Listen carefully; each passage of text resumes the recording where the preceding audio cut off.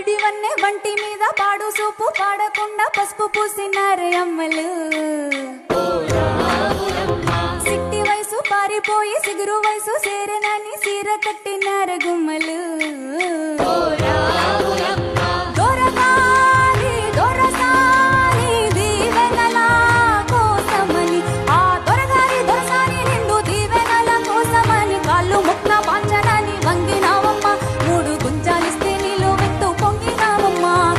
గారి పై ఊగే పంకవైనవమ్మా, దొరసాని కాళ్ళొత్తే దూదివైనవమ్మా,